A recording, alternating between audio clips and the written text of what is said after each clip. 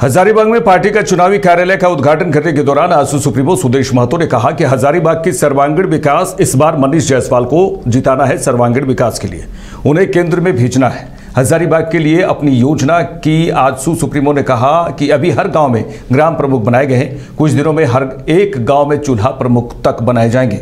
लगे हाथ उन्होंने यह भी कहा कि कुछ लोग पार्टी के विचारधाराओं से अलग होकर अपना स्वार्थ सोचने लगते हैं। वैसे लोगों को पार्टी से बाहर का भी रास्ता दिखाया जाता है। उनका इशारा हजारीबाग संसदीय सीट से उम्मीदवार जयप्रकाश भाई पटेल की तरफ था। चौधरी जिंदाबाद, सुरेश महतो जिंदाबाद।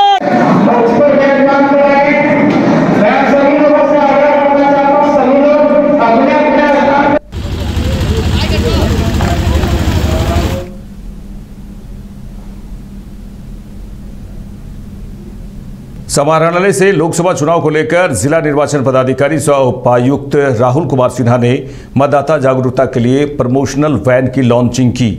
रांची में इस अवसर पर उपायुक्त राहुल कुमार सिन्हा ने कहा कि शहर के हर एक कोने में चुनाव की बयार बह रही है और भारत निर्वाचन आयोग के निर्देशानुसार जिले की पूरी इलेक्शन मशीनरी चुनाव की तैयारी कर रही है। गली मोहल्ले शहर के हर एक कोने में चुनाव की बयार बह रही है और भारत निर्वाचन आयोग के निर्देशानुसार जिले की पूरी इलेक्शन मशीनरी लगातार दिन रात चुनावों की तैयारी कर रही है। इसी तैयारी के क्रम में sweep activity, systematic voter education, electoral participation के अंतर्गत काफ़ी सारे कार्यक्रम समस्त जिले भर में हो रहे हैं, जिसमें voter awareness forum, electoral literacy club, campus ambassadors, विभिन्न रेजिडेंट वेलफेयर एसोसिएशन, जितने भी यहाँ पे अपार्टमेंट्स हैं, सभी लोगों के साथ लगातार बैठकें हो रही हैं, जिसमें कि जितने भी मतदातागण हैं, जितने भी सम्मानित गणमान्य मतदातागण हैं, उन सभी को इलेक्शन डे वाले दिन पोलिंग स्टेशन पे लाने के लिए प्रोत्साहित किया जा रहा है।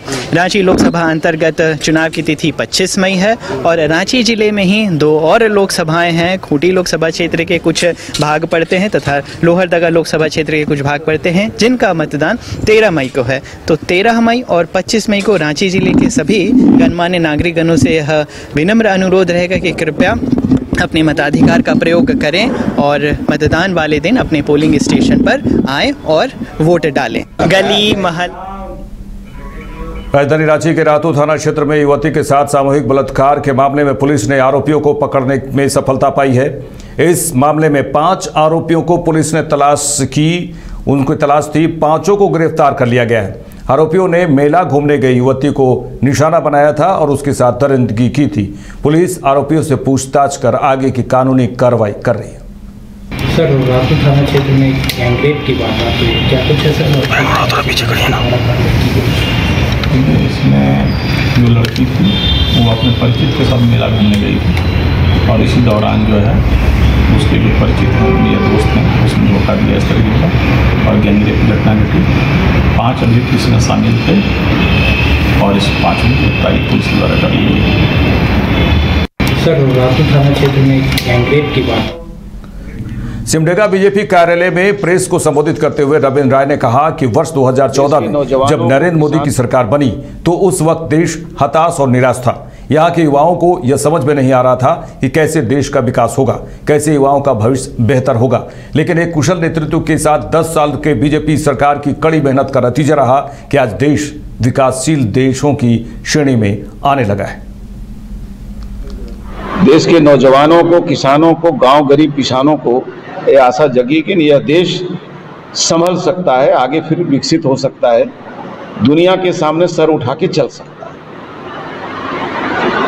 2014 और 2019 में दोनों लोकसभा चुनाव में भारतीय जनता पार्टी को खूंटी से आशीर्वाद मिला, चुनाव जीतने का अवसर मिला, यहाँ की जनता ने समर्थन दिया। भाजपा के राजनीतिक पृष्ठ पर खूंटी का विशेष महत्व है और इसलिए है कि कई दृष्टिकोण से पूरे झारखंड का मान बिंदु के रूप में खूंटी का स्मरण किया जाता है। मान बिंदु इसलिए मैंने कहा कि आपने देखा कि पूरे देश भर में खास करके आदिवासी समाज की देशभक्ति का मिसाल भगवान बिरसा ने जो दिया था उसका सही सम्मान